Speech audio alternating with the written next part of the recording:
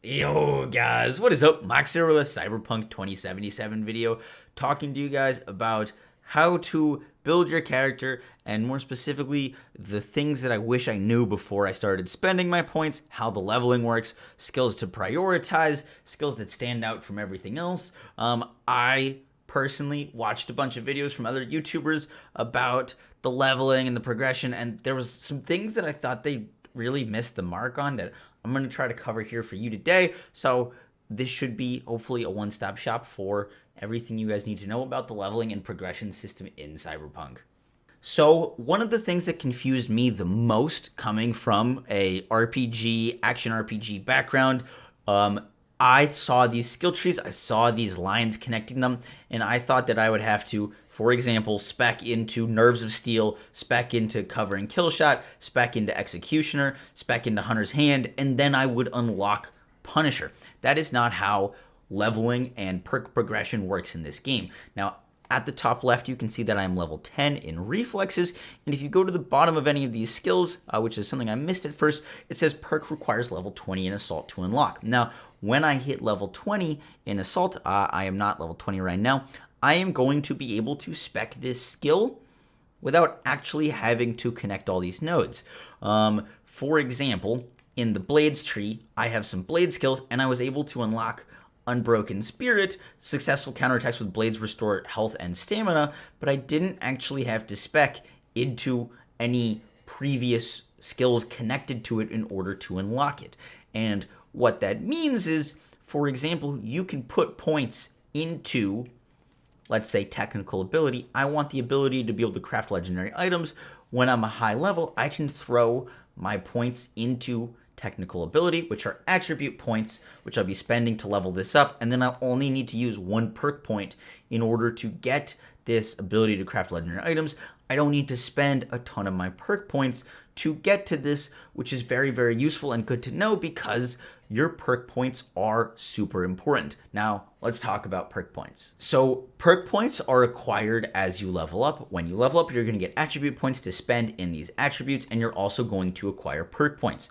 Now, these perk points you can spend anywhere you'd like, but another way to gain perk points is by using basically anything in the game. Now, anything you do, any action in the game, even to running or swimming, is going to level up certain aspects.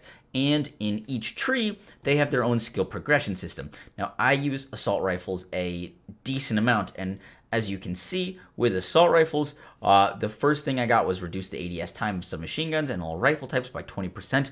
Then I got plus perk 1 point. Now, this plus perk 1 point I can use anywhere in any tree. Even though I got it from using assault rifles, I am able to put that point anywhere. Now, you're going to be able to acquire points a lot quicker by doing this than you would leveling up, for example.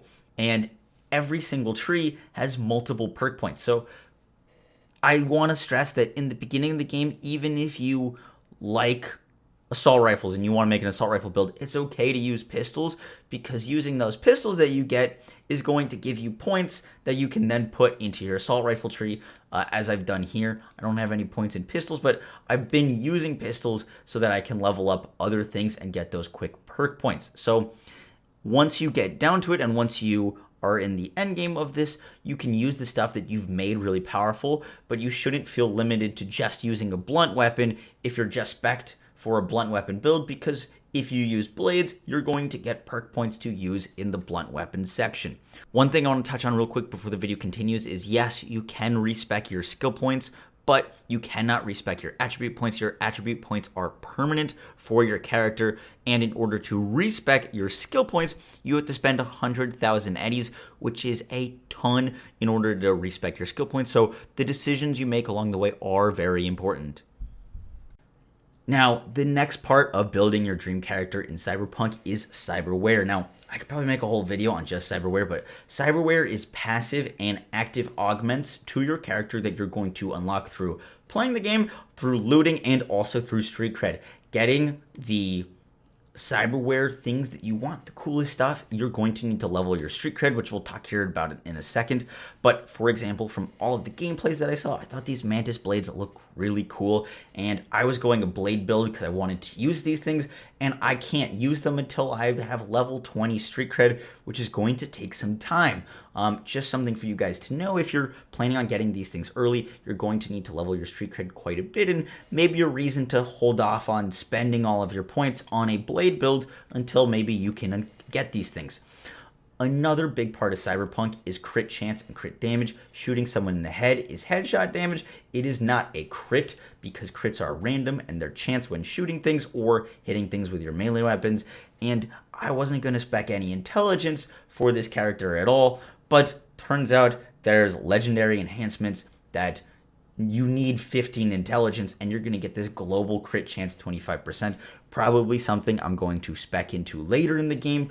And you can make hacks do crit chance or crit damage. So this is going to be really, really nice for basically all walks of life. And so maybe I'm going to be speccing some more into intelligence. Just wanted to give you guys a brief little overview of that and show that there are street credit requirements and level requirements. For the last part of the video, I wanted to go over some of the most notable perks in each skill tree because there are a lot of perks and there's some that are really useful for almost all things and all builds that I didn't really recognize at first and I would have put more points into if I had known. We're going to be starting off in the cool tree with one of the coolest things from the shadows. Upon entering combat, crit chance increases by 25% for 7 seconds. And this is a 2-point skill and it unlocks at level 12, giving you 50% crit chance for 7 seconds. This is very, very powerful because it's going to apply to whatever you want. So as long as you're entering combat, you're going to get crit chance, and seems like a very good reason to spec into the cool traits. The next noticeable passive that we're looking at is in Cold Blood, and it is going to be Frozen Precision. Increases headshot damage by 50%. You only need 11 points here, so 11 points to unlock Frozen Precision and 12 points to unlock from the shadows. This is going to give all of your weapons 50% headshot damage, and it's really not that hard to hit headshots in this game, so that is awesome, awesome, awesome. In the technical ability tree, two notable passives are 1, Edge Runner Artisan, allowing you to craft legendary items. Being able to craft items in this game is very impactful and will be your highest damage in the later game. So getting those crafted items is going to be super important. And another really cool one is Jackpot enables grenades to deal critical hits. There's also Play the Angles, allowing ricochets to deal an additional 50% damage if you're going for a ricochet build, because ricochet builds are pretty cool. Speaking of ricochets, in the reflexes tree, the in perspective skill is going to allow bullets from rifles and submachine guns to ricochet an additional time if you want to go for some AoE assault rifle submachine gun builds. In the handguns tree, we have the good, the bad, and the ugly, a crazy skill. After a successful crit hit with a pistol or revolver, damage and armor are increased by 30% for 5 seconds. This means you're going to be getting increased damage and tankiness while using pistols. This is a really powerful skill. And one thing to note about this skill that I haven't seen people touch on is these are every other skill in trees are like 0 out of 1, 0 out of 2, 0 out of 3, where they have a max. These skills that you see, this 0+ at the bottom, which are typically level 20 skills, you can put as many points as you'd possibly like into this. So if you put a ton of points into this, you could be getting 50% increased damage and 50% armor after you score a critical hit with a pistol, which is just crazy to me. A super powerful skill there. And then in blades, we have Deathbolt. Now, I want to do some testing with this. I haven't unlocked it yet, but while wielding a blade, defeating an enemy restores 20% health and increased movement speed by 30% for 5 seconds. This is going to give you sustain while using blades, but I'm also super curious to test if you can hold the blade and be doing quick hacks, and those quick hacks can kill enemies, giving you movement speed and health, which would be really, really OP. That is something I plan to test. In the body tree, one of the most notable perks that I saw was Speed Demon. You deal more damage the faster you're moving. This will apply to all of the damage that you're doing. And in Cyberpunk, if you guys haven't seen, there are quick dodges and your movement speed. There's a lot of ways to increase it. So seems like a pretty cool skill and will increase your damage with pretty much whatever you're doing as long as you're moving. If you want to play a very run and gun playstyle, I I think that's a super, super cool skill. The other skill is in Street Brawler. Gorilla. Gorilla increases crit damage by 60% for 10 seconds after entering combat. Note that you do not have to have any points into the Brawler skill tree in order to get this, and you're going to increase your crit damage by 60% for 10 seconds after entering combat. This paired with that crit chance skill is going to give you crit chance and crit damage upon entering combat, which is really, really nice. I think this skill is going to be huge for a lot of builds.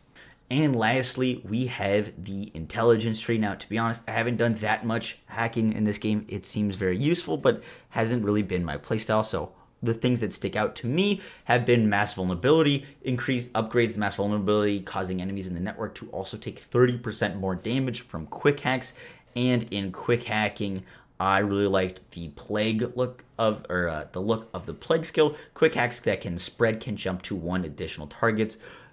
Hacking so far has been kind of a point and click adventure, and not having to do that as much because it spreads to multiple enemies seems like a very, very nice thing to have.